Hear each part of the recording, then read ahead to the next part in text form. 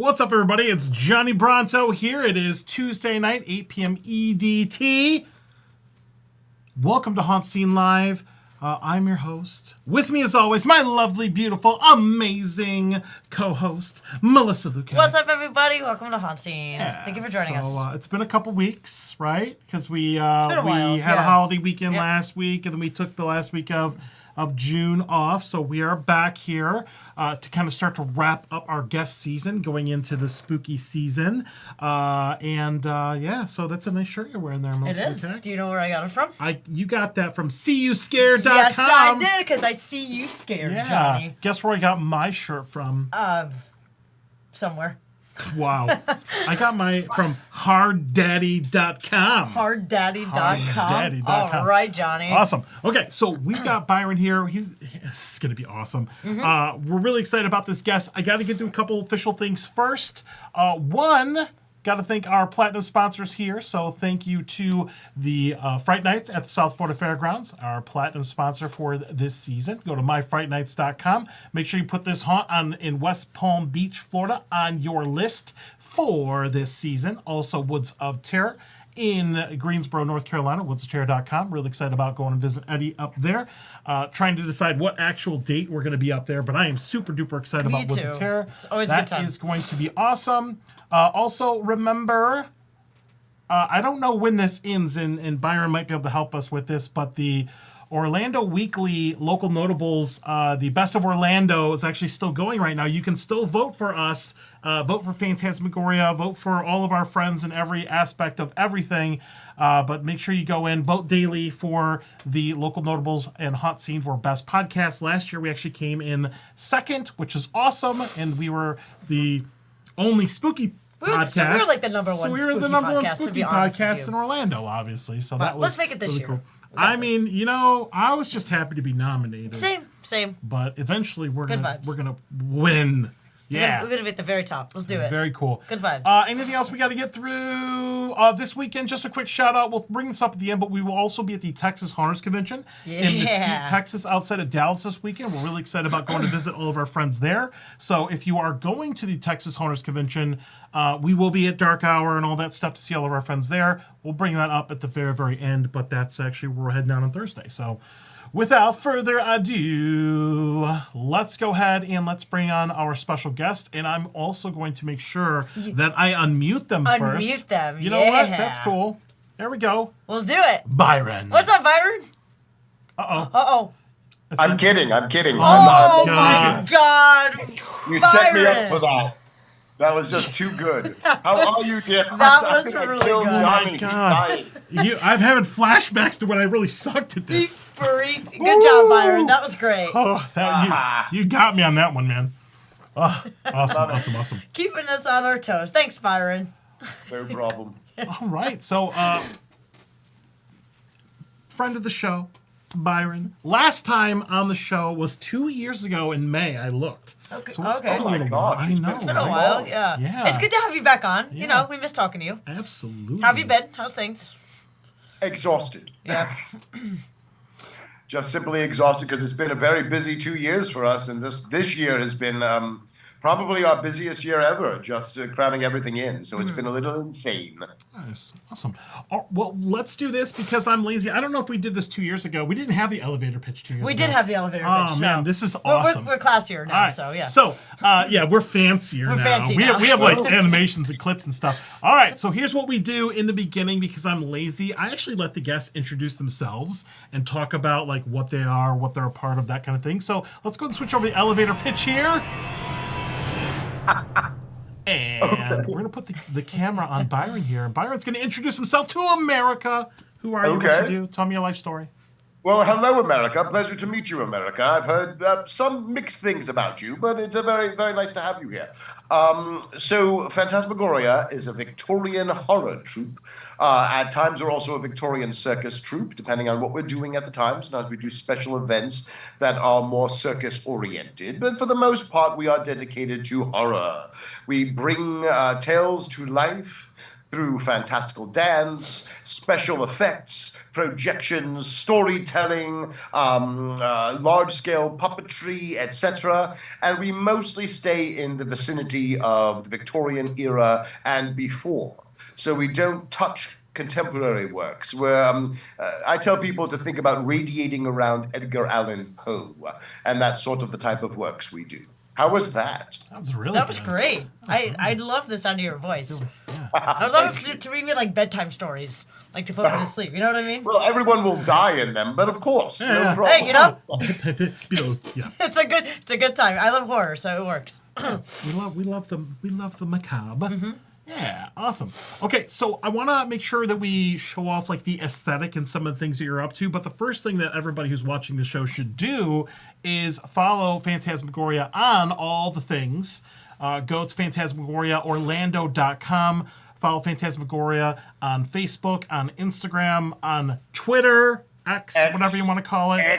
Make sure you look them up on YouTube. You can actually see some samples of some of the performances on YouTube, which is great if you want to get a little taste of the things. We have one of those talkie-ticky things, too, a TikTok at Phantasmorlando as well. Things I like that. Phantasmagoria TikTok. That's Oh, awesome. right. Yes, we have a TikTok. Who knew? Yeah, who knew? We have a TikTok, too. We do actually. For the Victorian era, they keep up with the modern times. I like it. Yeah, good stuff. Oh, yes, we try. All right. I love it. Okay. So, a couple things that we are up to here are you were associated with the juniper tree. Yes, so we just this was a wonderful collaboration. This was 2 years in the making. It would be our third major collaboration with Opera Orlando. Our first one was back in 2019, and then in 2020, right before the pandemic thing hit, we actually did our second opera with them. And we've been planning this one for a number of years. The Juniper Tree is a Grimm's Brothers story. So it's a story that's, very close to our heart. We've actually done it in our main stage show before in a different version. This was the Philip Glass opera. And so they surprised us with saying, 1, we want to collaborate with Phantasmagoria again. 2, we want you to direct it, Byron. So I had the opportunity to direct an opera. That was my first time directing for Opera Orlando. And we're doing it with 12-foot-high puppets. So it was just all this a spectacular experience. We brought in all the Phantasmagoria dancers who kind of wove the story around the opera singers. Because as one of the patrons pointed out, it's hard to tell whether it's a opera or a ballet because the singing is only half the show. The music is the other half. So we did a lot of dancing to supplement, to help tell the story. And these puppets were just Nick Parks designed these puppets, and they were just wonderful to work with. I mean, they were living, breathing creatures on the stage, especially the bird. The bird, got the opportunity to fly around the stage, hug the characters. I mean, it was a very magical experience, and we really appreciated doing it. Oh, that's awesome. That's awesome. I've seen many of your shows now, and the puppetry and everything. It's gorgeous and terrifying the way they manipulate them. Mm-hmm. It's also. Have you ever seen a stage show for Phantasmagoria? I have not yet. This year? I have. This year will be the year, though. This year will be the year. Yeah, we're gonna get you there. But those puppets look great from the photos, and they're amazing. They look very terrifying as well. I think we're bringing one of the tall ones, either the stepmother or the father, and the bird to MegaCon this year. So we're going to have those with us at MegaCon, which will be amazing. Imagine watching this giant thing walking up the aisles. Especially that big blue bird there. That's awesome. Yeah. Yeah, he was wonderful. And one of our members, Rafe. So Rafe got to really create the character of the bird and the boy. Because I don't know if you know the story, but the story is, typical Grimm brother, a happy household, woman gives birth, woman dies in childbirth, boy is raised by stepmother, boy is decapitated by stepmother, boy is cannibalized by father. And bird is the boy, the soul of the boy, comes back and enacts revenge. And at the very end of the tale, the father, the sister, and the brother are reunited. So it has a happy tale after, death and destruction and eating of human flesh. Awesome. And it's you bring up MegaCon. We've actually collaborated with Phantasmagoria the last couple of years of MegaCon. We did a crowdsourced how to build a haunted house this last year. We did. That was fun. That was a lot of fun. Yeah. Yes. Yeah, it was Johnny, me, and Kara. Yeah. Yep. That was a lot of fun. Yes. That's good. That was really cool. Awesome. All right, cool. Very, very cool. All right, what else we got in here? This is going to be just some shots here, just the aesthetic here, the puppetry. I mean, amazing performances all around, the costumes, the aesthetic, the music, the backdrops, the puppets, the violence, the macabre, the love, the death. It's all just really good stuff. Yeah. I love the Victorian aesthetic to it. Yeah. You see a lot of our friends in here. Some folks that actually crossed over with the juniper tree, which is really, really cool. Yeah, absolutely. A lot of those dancers you're seeing in those pictures were actually in Juniper Tree with us, well, along with some new ones. Yeah. We had two wonderful new dancers that we got from Orlando Ballet, because most of our dancers come from the ballet world. And so we had some wonderful ones who joined us specifically for the Juniper Tree. One that actually has now left town to go study elsewhere. But it was just a wonderful opportunity to work with new people and to introduce them to what we do on our side. Now, do you have like a go-to photographer that you use for some of these shots? He is one of our hidden heroes. We have so many hidden heroes. It's amazing. But our photographer is Chris Bridges. So Chris is interesting. We've had some wonderful photographers over the years. Chris has been with us now, I think, for about 8 years or more. And before that, he was with us, but he wasn't our official photographer yet. He would kind of, come visit us at events and take photos of us, and actually took some of the best fire photos of us back then than we've ever had. And he was like a friend, fan, photographer, all at once. And then, just like time works really interestingly, the way things intersect. Our photographer at the time was moving on to other projects and was not going to be able to, dedicate themselves strictly to us. Although it's still a dear friend and we still do some things together. He's an author who does the Fairy Robots, a wonderful series of books. And Chris, at the same time, had come to see our main stage show and afterwards handed me this 8-page essay on what he thought Phantasmagoria was. He's like, after watching you for a number of years, I think I figured you guys out. And we read it, and I was just crying because he got us. Oh, that's good. And that's when he was asked, he's like, hey, dude, opportunity right now. And he's been with us ever since. Oh, wow. He does our photography for all of our Phantasmagoria shows.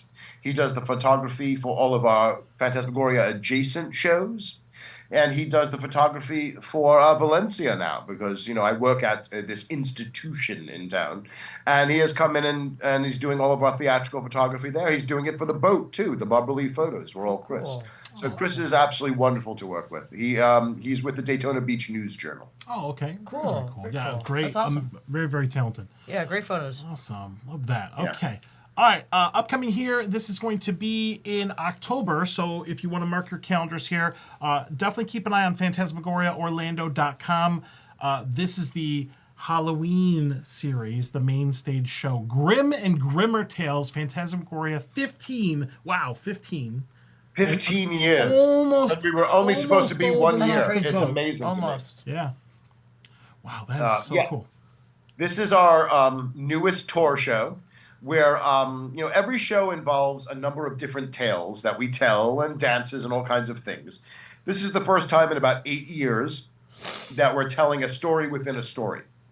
So there is an overarching ghost story that we are all part of that will be revealed by the very end of the show, so to speak.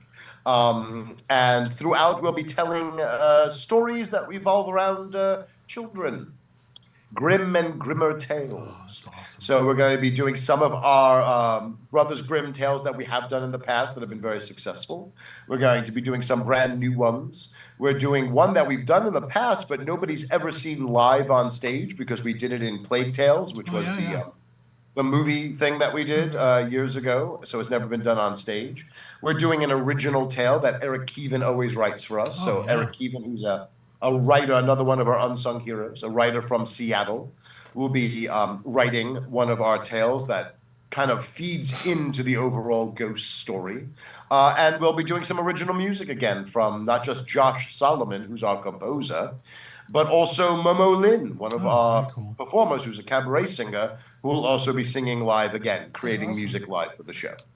It's one of the So- things I love about these circles getting smaller and smaller is you do start to hear these names in different circles for different things. Like we're familiar with some of Josh Solomon's other We're work. familiar with Josh Solomon And, in the theme park Yeah. industry. Yeah. Yep. Absolutely. I mean, Like he's Universal. an incredible composer for theme parks. Yeah. Yep.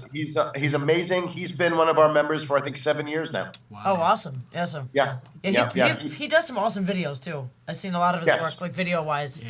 Very good. Absolutely. I And know. Mariah Momo Lin, in their mortal incarnation, creates huge events for Creative City Project, cool. and has a number coming up, including a big Halloween one that Creative City Project does.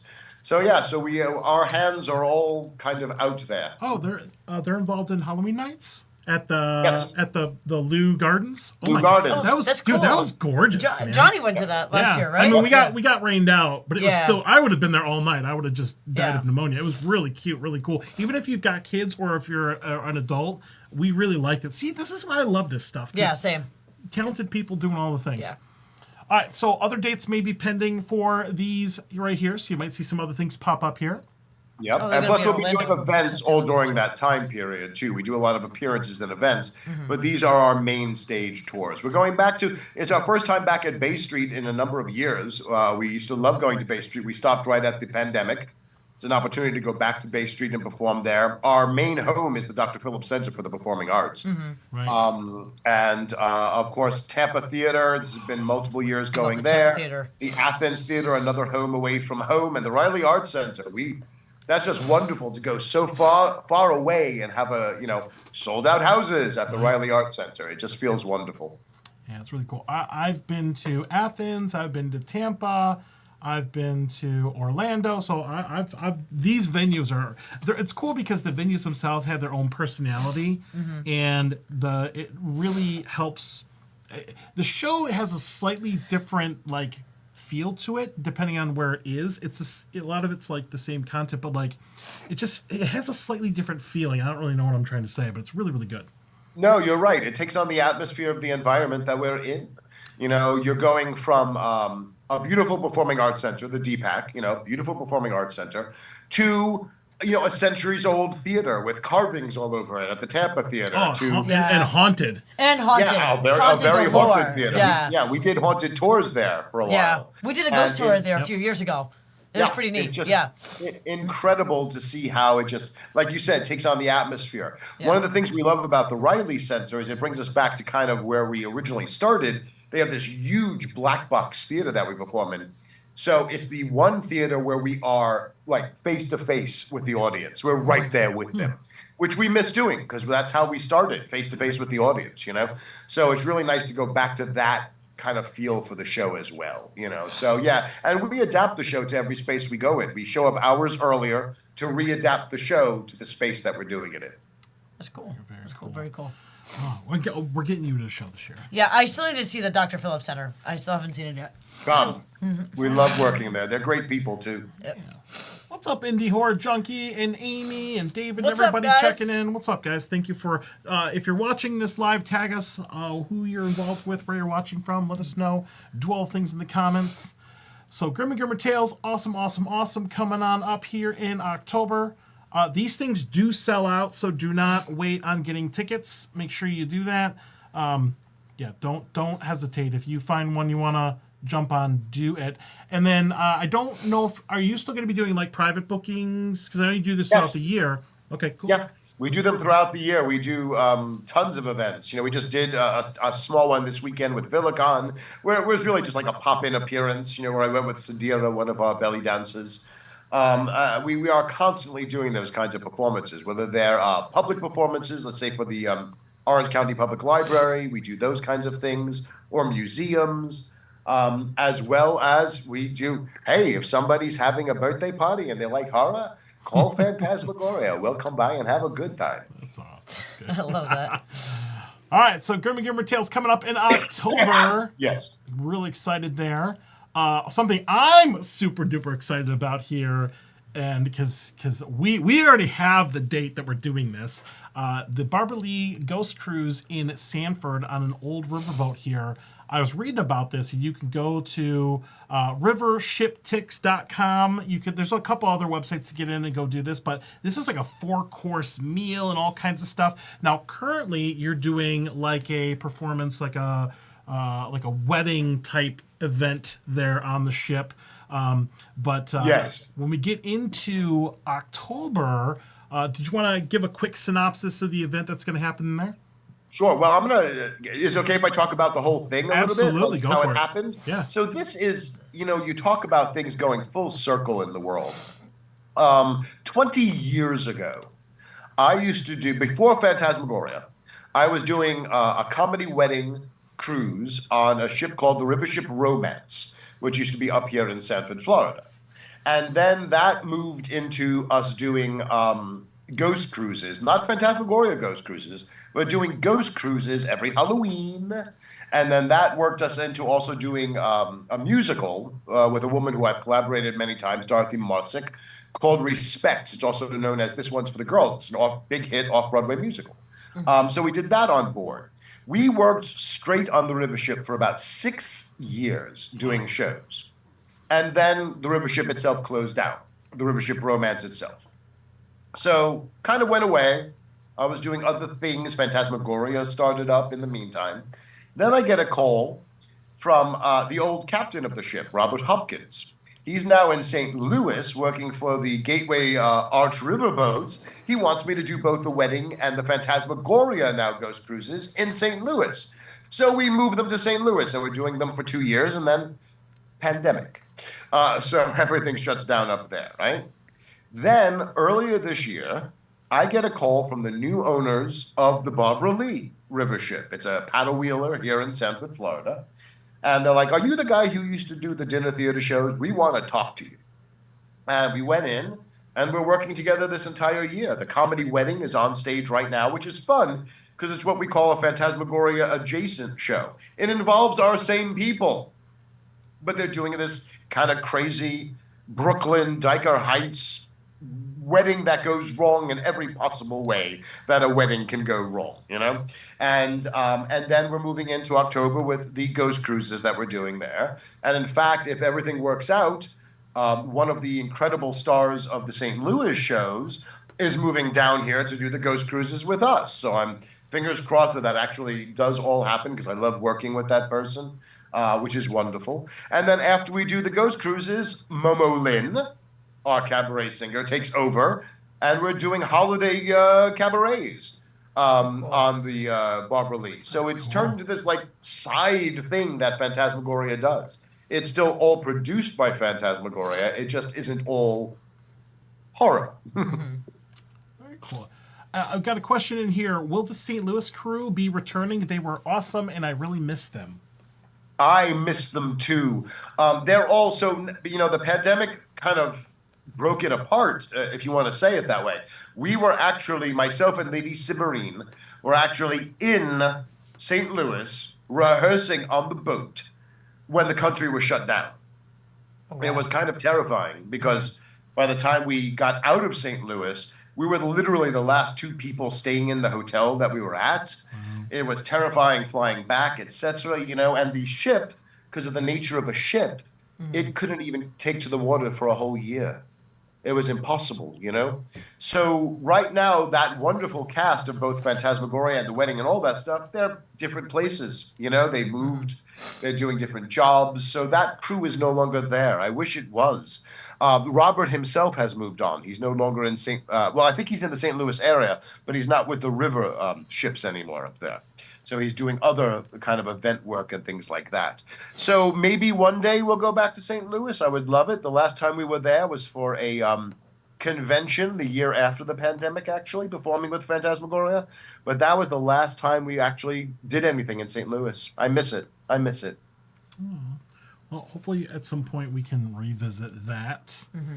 But the cruise, cruise and thank sounds you really for the cool. question, Troy. Appreciate that. But this cruise looks awesome. It's a dinner. I was looking. It's $55 a child, certain ages, $85 per adult. It's 4 courses. If you have an infant up to 3 years old, it's free. So you could literally take a carload of infants and just drop them off at the boat, and then just let them run around like Chuck E. Cheese, right? Yeah, pretty much. Let's hope that doesn't happen because there's a lot of drunk passengers and a lot of horror storytellers. If We that don't want happens- infants littering the hall. We gotta train that next generation. We can send of Johnny in to Phantasmagoria. babysit them if that happens. Get them started right. But no, That- it's a beautiful boat. There are 3 decks on this boat, plus the outside decks, as you can see in the photo. Yeah. It looks really It's cool, just yeah. a beautifully appointed river ship. The food is wonderful that they serve. The staff and crew of the ship itself are fabulous to work with, and the owner, her name is Michelle. She has been so supportive and so wanting to be a part of all of it that it's been wonderful. And for the Ghost Cruise, we'll be weaving tales of Florida, tales of the St. Johns River. We'll be weaving our normal type of tales like Edgar Allan Poe and Sleepy Hollow and things like that. We'll be weaving legends of great boating disasters. That's always fun to listen to while you're, on the water. Yeah. Great boating disasters. And we'll be revealing, because I don't think it's ever been revealed, we'll be revealing the legend of the ghost of the Barbara Lee, which people will probably hear for the first time while we are doing our ghost cruise. Oh, that's so cool. You like that Titanic? 3-hour cruise, Yes. $85. That's such a good deal. Yeah. And a performance and dinner. Wow. Amazing. I've never been on like an actual like riverboat before, so that'd be Really? kind of cool. Yeah, oh man. yeah. So I'm excited. I mean, I've been on like tons of cruises, but never like an actual riverboat. Yeah. So It's lovely because it Yeah. travels up the St. Johns River. I'll be honest with you. The other day, because I'm also in the comedy Wedding, but not like this. I walked outside while everybody was eating dinner. I just wanted to go outside and was just there watching the landscape go by. And it was beautiful and it was stunning. And I remembered how much I loved just being on the boat years ago. So it's something that was sorely missed in my life. I will say that. Yeah. This is definitely one of the most unique things, and we make it our business to kind of have a grasp on Halloween events here in Florida, especially Central Florida, and this is definitely one of the most unique options that are out there. So For sure. and I will guarantee you this will sell out. So Yeah, get yeah. your tickets early for this. Cool, very cool. Can't wait for that. That's so exciting. same. All right. Also, even if you want to look even further into the future, and tickets will be available coming up in August, so that's just a couple weeks away. Yeah, Once again, for all of our shows. We don't normally put them on sale. Like some of the individual theaters already have them on sale, but we don't do anything with it till about mid-August. We start posting everything on our website. But yeah, so, for years we toured with Christmas Carol. And then we wanted to, our version of Christmas Carol, I should say. And then we wanted to shake it up a little, so we added the Canterville Ghost to that, and that went spectacularly well. And then we said, well, we want to try something new because we try to keep ourselves engaged as performers. We want to do brand new things each time we do it. So we came up with this new series, the Victorian Christmas Tales, Most Haunted Victorian Christmas.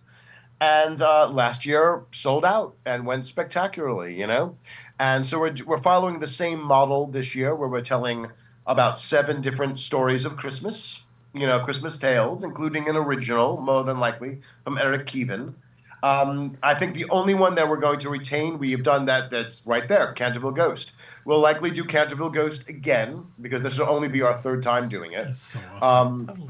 And it's a fun, comedic Christmas ghost story. How can you go wrong? And I get to do my best Patrick Stewart imitation as I'm doing it. So it's a lot of fun to perform the Canterville Ghost. So we're going to be doing that. We're going to integrate some of the stories that we used years ago in a kind of mini tour we did called Through a Christmas Darkly, where we really concentrated on very dark Christmas tales. So some of those will be involved in this as well. awesome. So We're going.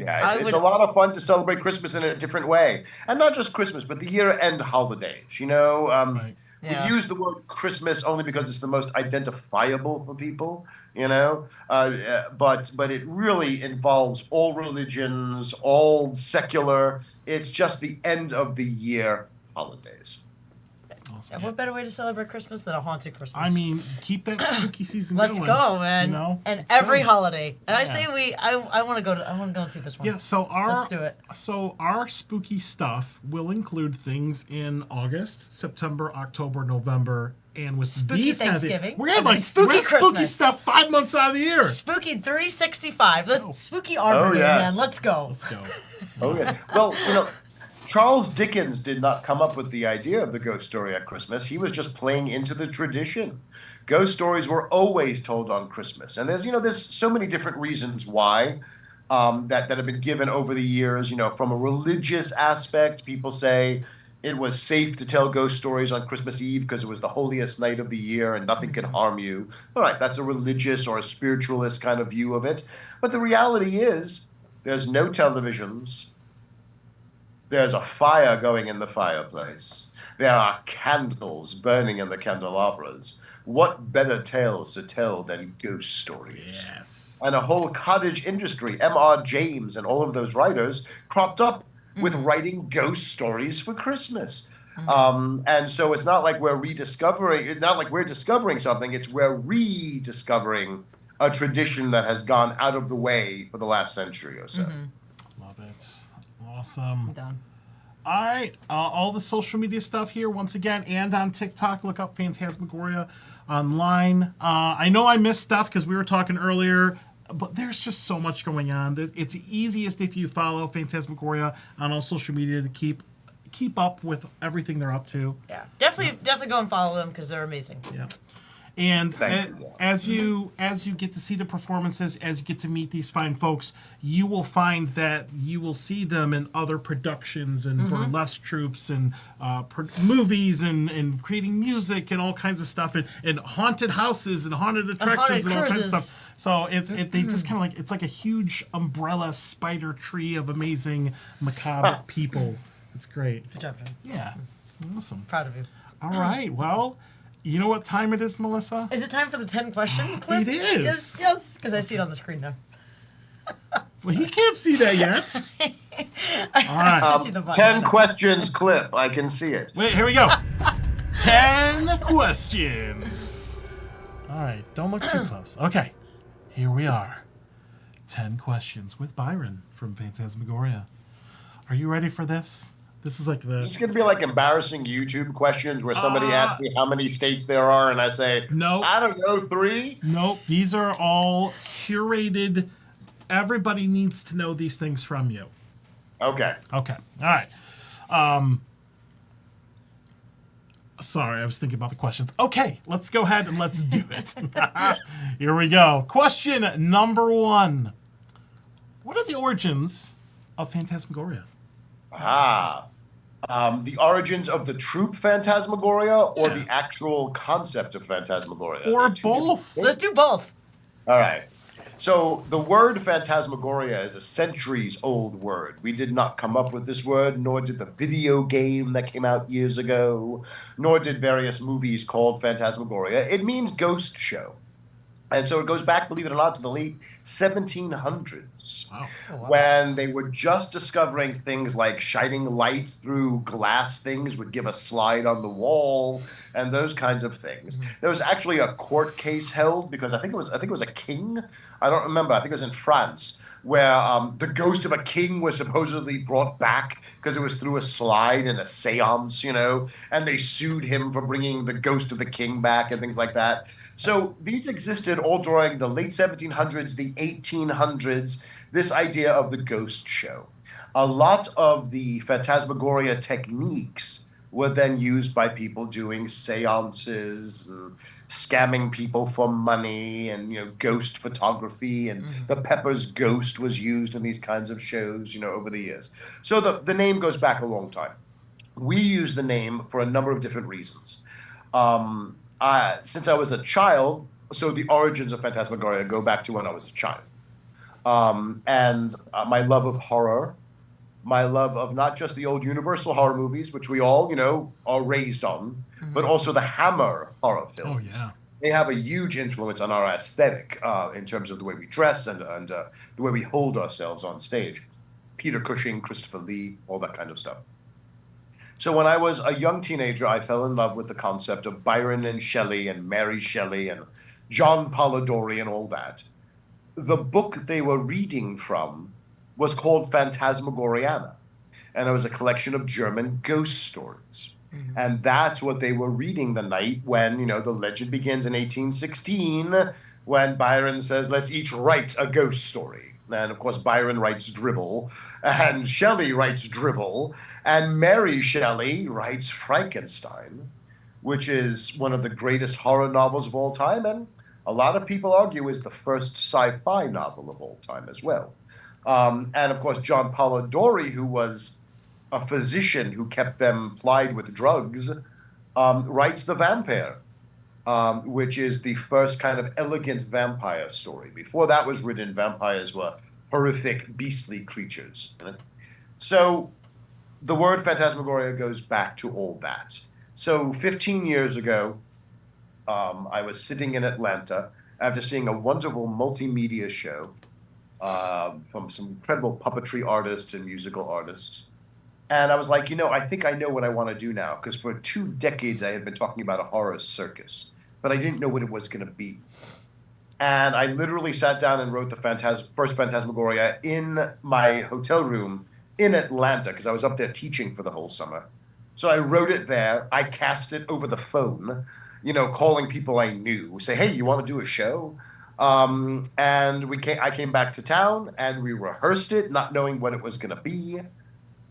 We did not rehearse the dancers together. The dancers were completely separate. We met at dress rehearsals, to figure out how we were going to integrate these shows together. And it just took off. Wow. And after the success of the first year, we said, let's do it again. And I'm going to write a whole new one. So we did part 2, and it took off even more. And by the 3rd year, we were doing special events and appearing at conventions. And then probably by about the 4th year, we started moving out of the model of only doing big Halloween shows and doing other shows throughout the year. And it hasn't stopped since. In about year 7 or 8, we started touring. And rather than being in one theater, we used to be at the Orlando Shakespeare Theater. Rather than being in one theater, we decided to tour multiple theaters and bring the show to others, like a traveling Victorian circus. And we haven't looked back since then. We've gone as far north as Baltimore, touring with our own show, moving the entire cast up to do the shows, And we actually have a troupe. It's not really Phantasmagoria. It's very interesting. It's the Great Northern Artists Collaborative. This will be their 2nd year doing our shows. And they're calling it In the Style of Phantasmagoria. And they're about to have auditions for their Halloween show, which we're calling Tales by Candlelight, which they'll be doing this Halloween. So, we've kind of been everywhere. We've had stuff in multiple different states. And right now we have performers all spread out, which is kind of incredible. Yeah. So there you go. I gave you more than you bargained for. That's great. That was great, Byron. Thank you. Yes. All right, next one. Go ahead and read this one, Melissa. What is the mythology behind Phantasmagoria? So the first year we didn't have a mythology. We just knew that there were these storytellers. And there were these puppeteers. That's actually what they were called the first year. They weren't called ensemble. They were called puppeteers because they did most of the puppetry. And there were dancers. And we knew that we were this performance troupe, but there was no set mythology. When we started coming back in year 2 and 3, we had to start building, well, who are we? I don't understand. Are we supernatural characters? Are we... And the answer was, we're not supernatural at all. Although some of our individual members maybe. But overall, the troupe is not. What the troupe is the original Greek storytellers. So we're linked to Zeus. Zeus is our powers that be. So if you ever see one of the shows, Melissa, and you see us screaming at the gods, what we're doing is we're yelling at Zeus because he toys with us and he teases us and he tortures us. Our mission since the dawn of time is to tell stories. So basically the way we look at it is we were born when the stories were born. We're a different race. And we would have never known this except for, we grew up and we got married and we had children and we watched our parents die. And then we watched our wife or husband die. And then we watched our children die, but we weren't growing old. We were still in existence and we didn't know why because none of us had met each other yet. And then Byron and Cyril, who is one of our original ringmasters, came face to face and recognized each other as something different. And if there were two of us, there were more of us. So we actually went searching the globe, and we still find new members on all reaches of the globe. And there are still members who are out there wandering, not knowing what they're supposed to be because they can't die. Yet they're not supernatural. They don't have special abilities. They're lost, the lost ones, so to speak, And it's based on the legend of the original Greek storytellers. So the Greek storytellers would have a story. I would travel village to village and share the story and also learn new words in the language or share new words and then move on to the next one. And that is how all of this spread. So technically, that's who we're supposed to be. And we will be in existence until the last story is told. When we are no longer needed, we will just. So that's the mythology behind Phantasmagoria. That's awesome. That last part might come up later. Okay. Yeah. All right. All right. Good. I love this stuff. Very cool. Me too. I'm still learning. Me too. All right. Okay. So, how important is your family with a PH to you? And this is. It's when I met Byron Cimarine at MegaCon years and years ago. You kind of have like an immediate connection. You kind of click with them, and I feel like we have been accepted into the PH family, but like you have been. But there are so many people in here, and I know that having people around you, whether it's Phantasmagoria or other artists or other people or other good people, because it seems like we're all good people. It seems like that's really important to you. So I wanted you to unpack that a little bit. So we've been around for 15 years. We have many members that have been here for the entire 15 years. Oh, wow. We have other members who have been like 9 or 10 years, or more. I mean, like Mercury, she joined us in year 4. So this would be her 11th year, with us. Wow. We have members who have been with us in all different increments, through those years. We are a family in the best and worst versions of that, We fight. We disagree. We support each other. We have had too many marriages to even count at this point in time from within the troupe. I've performed 3 of the weddings myself for the members. We just celebrated our dear Serafina. So Serafina was with us from the very first show, and she just married the love of her life, James. They don't live here anymore. She doesn't perform with us anymore. They moved to Utah. And she came back here for the wedding, and to be able to go to that wedding and to see her so happy and to have other Phantasmagoria members there, some who were in the party, the wedding party itself, cool. It's beautiful. So yes, we are a real family in many ways, and sometimes that breaks your heart and sometimes that raises you up. And we always know we can rely on each other for things. And it's been kind of wonderful. And sometimes somebody will, hey, I can't do the show this year, and they'll disappear for a year or two, and then all of a sudden come back and do shows with us. We have a lot of members who, because of work, because of other theatrical work, they can't be in every single show.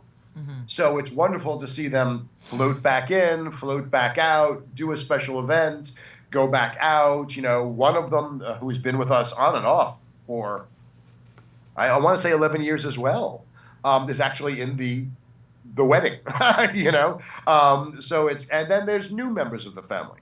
So, for example, in the wedding, you will see that there are 2 brand new members of Phantasmagoria that are in the wedding who will be doing the Ghost Cruise. We just had auditions.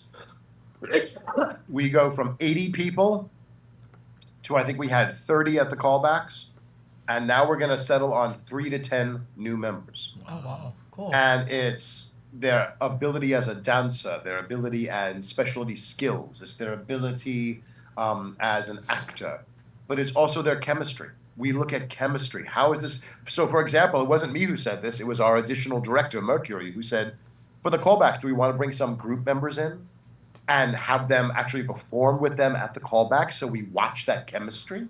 And we did, and it was wonderful to just see these people merging together. Dahlia was there, auditioning with and merging with other people, and it was kind of incredible. So it's important. The family element is important because that's what makes Phantasmagoria special. Awesome. Yeah, we love us some Dahlia. Yeah, same. All right.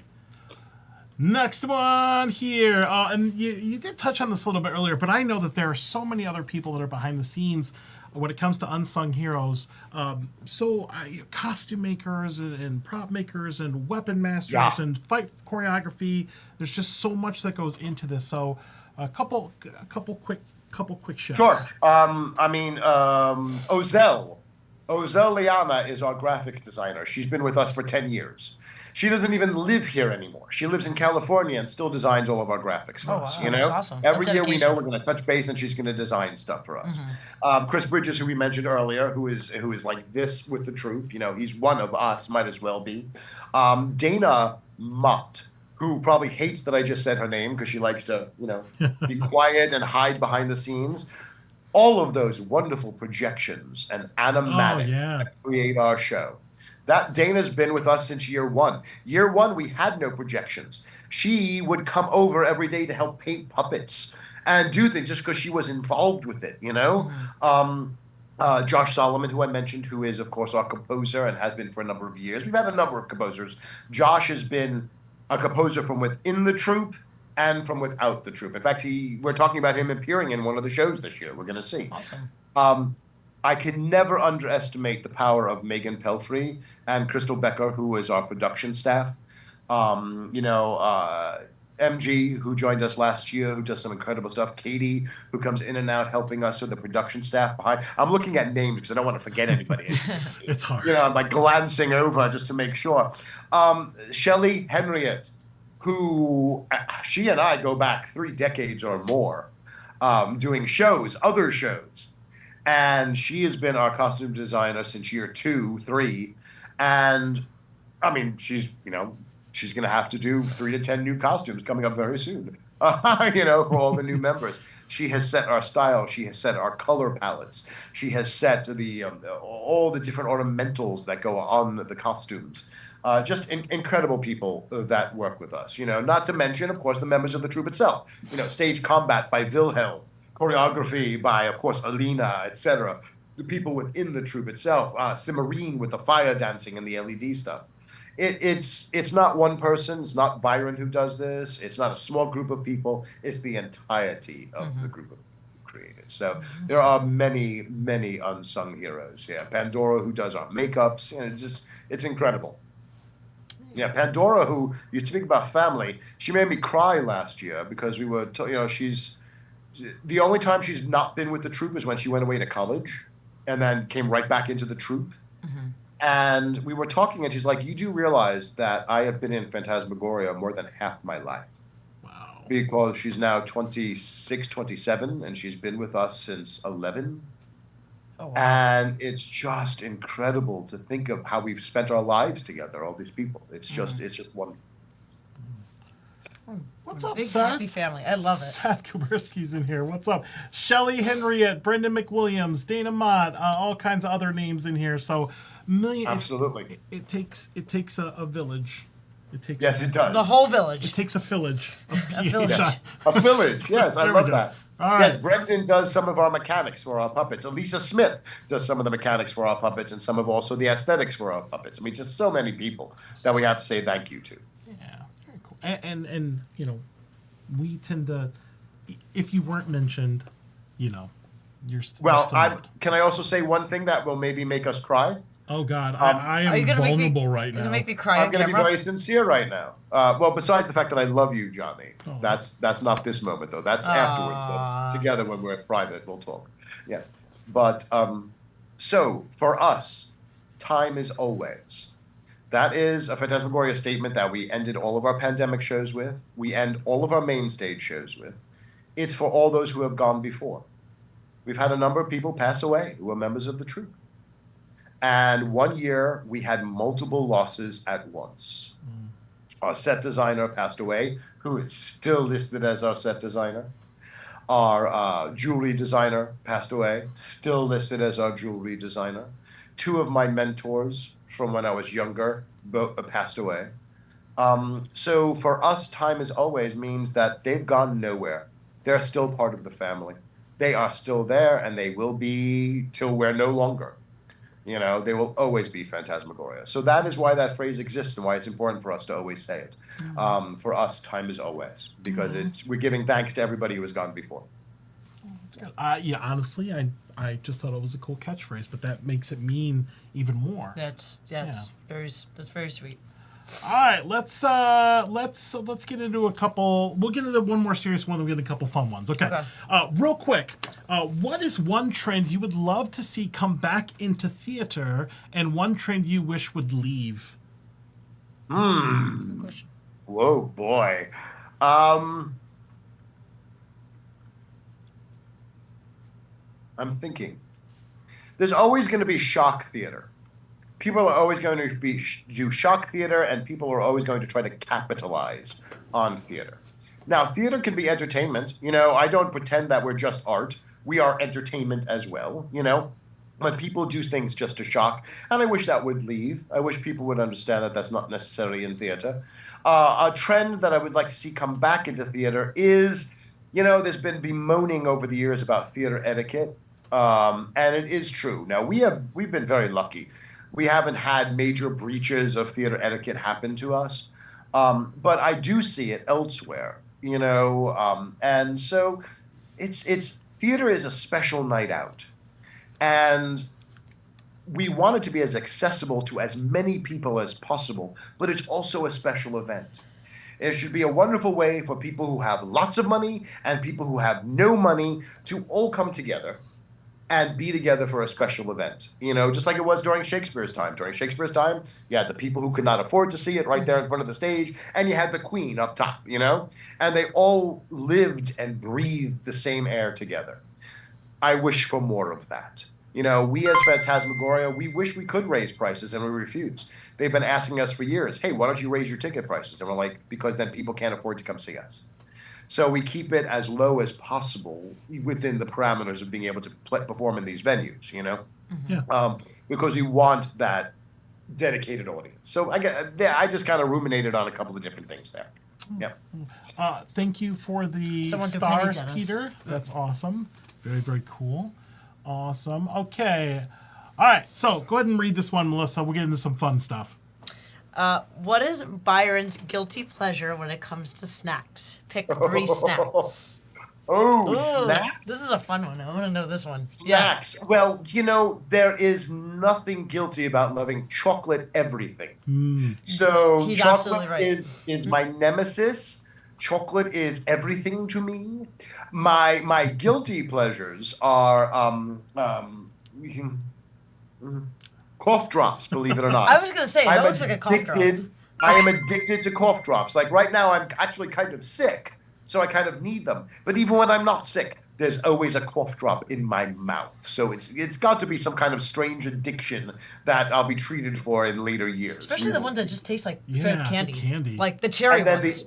The other thing is and I don't do it all the time now, but when I'm exhausted and we got to go on stage, I do this amino acid thing where I take these amino acids, like, you know, the stuff that I'm working out in the gym. I take them just to go on stage because it sustains me on stage. So I think chocolate, amino acids, and cough drops, which is the strangest combination possible.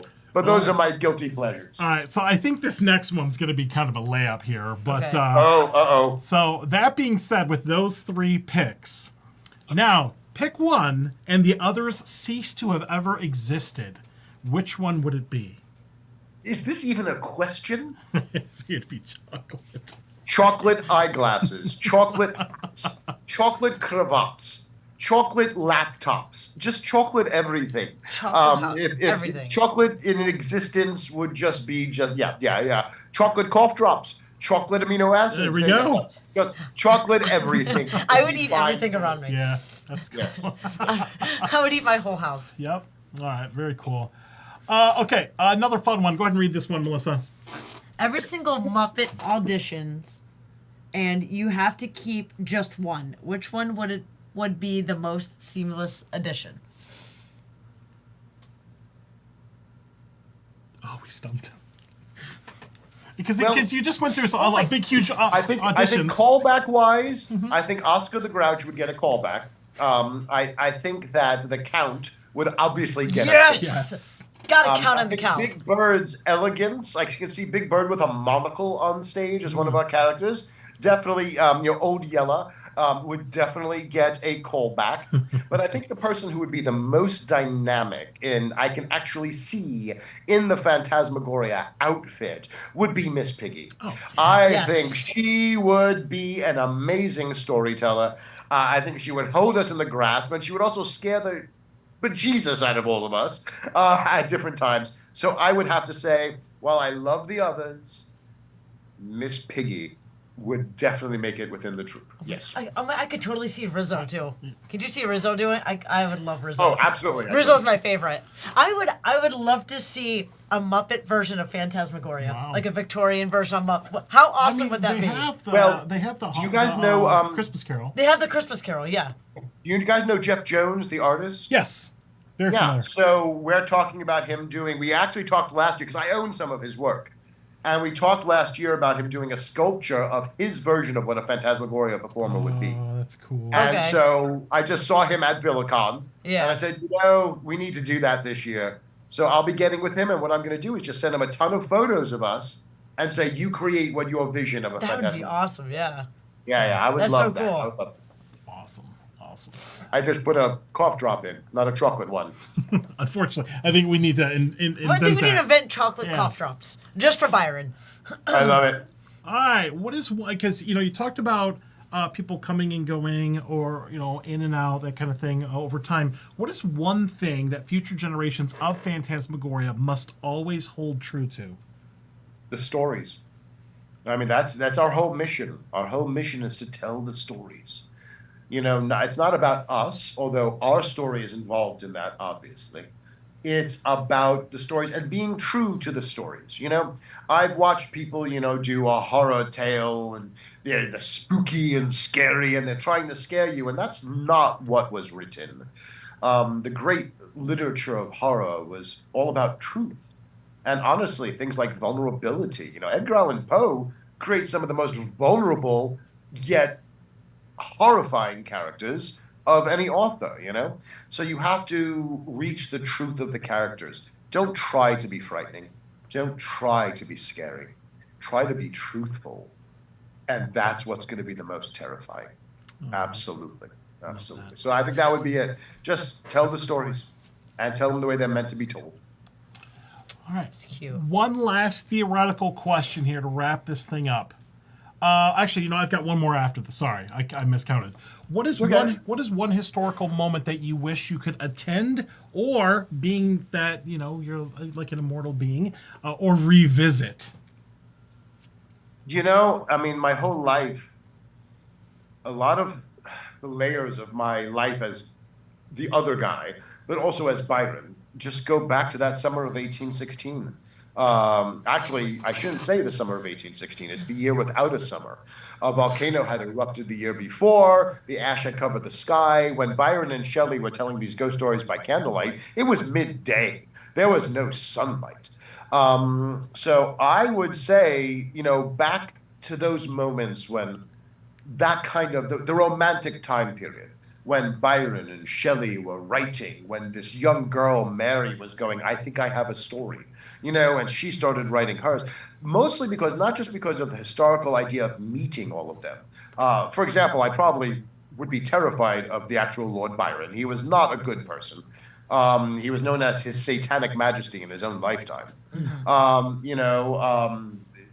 Percy, I don't know if I would have enjoyed meeting them either. It's the wonder of the time. It's the belief in magic and that belief in spirits and the belief in the darkness that I think I would have loved to go back to. So I would have to say June of 1816. I would love to have been there at that time period, which is the birth of almost all horror. Because you've got Mary and Frankenstein, which is a whole genre. You've got Polidori and the Vampire, which is a whole genre. You know, it is a very special time in history for horror. Very cool. Good answer. All right, last one here. This is a theoretical one. Okay. In the distant future, humanity is long gone, right? Aliens visit Earth and discover one work of art. What would you want it to be? I have a life cast on my wall of Charlton Heston. I want the aliens, like he discovered, you did it, you know, when he's there in front of the Statue of Liberty. I want them to unearth a life cast of Charlton Heston and go, this must have been their god. So I want to confuse the hell out of the aliens. So yes, my statue of Charlton Heston, not his politics, but the statue of Charlton Heston, I want that to frighten aliens in the future. It'd probably Other be than that, made out of chocolate. yeah, I mean out of chocolate. Other than that, the Mona Lisa is never going anywhere. Let them find the Mona Lisa. Maybe they can figure out the mysteries behind the Mona Lisa. Awesome. That's awesome. Good answers. All right. Well, we're at the end. That was a lot of fun. Yeah. That was a lot of fun. I really enjoyed that. I We love always it. enjoy speaking with you, Byron. You're great to talk Thank to. you, John. Yeah. Good stuff. I'll have to come up with increasingly intricate questions as time goes by because we got to check in with you like every year, whether it's a live show or just kind of, seeing what you're up to with all the shows. Yeah. I love that. I love it. And I love the intricate questions because it's, I'm not just replaying the same answers over and over again. I'm coming up with new facets to the questions, and it's wonderful. Thank you so much, both of you. Wonderfully of course. gracious are our hosts. Thank you. We love you. And keep in mind, we will be doing our Haunt season preview in mid-September. So we will be revisiting some of these events because we look at a lot of the things that we mentioned as equal footing as some of the haunted attractions we go to. It's all part of spooky season. So this is definitely not be the last time we mention Phantasmagoria and Byron and we love you. We love everybody. And I kind of feel like I got adopted a little bit with this, so it is awesome. We're Good stuff. well, we're like one of them, right? Like one of the family. You are. Yes. Well, we call it the extended family. Yes. And you're not wrong. We have people who are close to us. And it's not lying to say, I mean, Johnny knows this.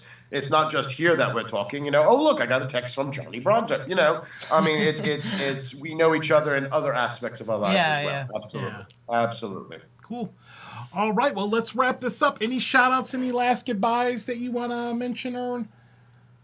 We look forward to seeing everybody during the haunt season, which is 12 months out of the year. Awesome. Perfect. All right, one last time. Let's take a look at the social medias. Follow them on everything. All the things, Phantasmagoria and everything, including TikTok and X and all the things. Thank you all for watching tonight. That was awesome. Great questions, great comments. Lots of love coming in for Phantasmagoria. That is really, really, really, really good. I'm glad we're kind of, Me good too. stuff. It's Yeah. fun. Awesome. All right. Well, hang on Zoom. We'll be back with you in a moment. But thank you for your time. Always a pleasure to have you on the show. And good luck with everything in the future. I know you're going to kick ass. Good stuff. Thank you. It was absolutely wonderful. Mwah. Take care, everyone. Perfect. All right, we got a couple of official things to get through, and then we will go ahead and wrap this up here. So thank you all for watching tonight. We do appreciate that. Do you know who we have on next week? You don't. I do actually. Yes, Who? I do. I forgot, but I know. Oh, Petey from Spooky Empire. Yes. Yes. I did it before you started. We're going to have Petey on the show next week, Petey from Spooky Empire, to talk about the Spooky Empire heading to South Carolina. So if you want more information about that, they're branching out into South Carolina. Tune in on next Tuesday, July 16th at 8 o'clock, and we will be talking to the man himself, Petey from Spooky Empire. I'm excited about that. That'd be awesome. We're going to see if we can make our ways up there to do that. The South Carolina one? Yeah, That would I'd be love fun. to do that. Yeah, we'll see if we could do that. Yeah. All right, couple things. Thank you once again to our platinum sponsors. The sponsor window for HauntScene is going to be closing soon. If you want to be a sponsor of HauntScene, I would highly recommend you do this in the next week or so, or at least by the end of August, or the end of July, because we'll be starting our haunt preview month. So if you want the maximum exposure and all that stuff, please do that. But I do want to thank Fright Nights and Woods of Terror once again for sponsoring us. It's been a huge help with some of the sponsorship, so thank you for that. Make sure you vote for us, the Local Notables Past Podcast and the Orlando Weekly, which I think is wrapping up the next couple weeks, and we would appreciate that.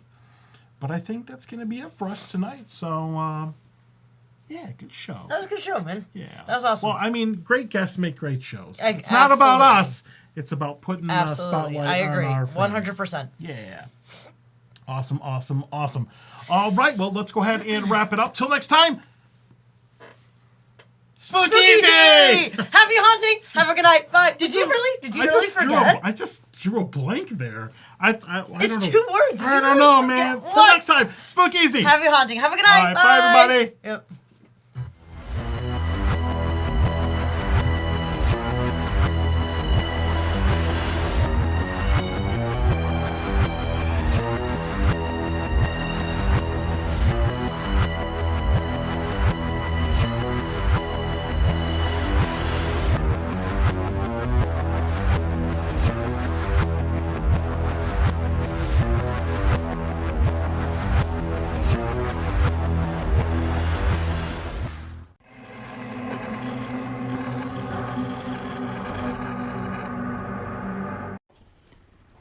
Give me some treats.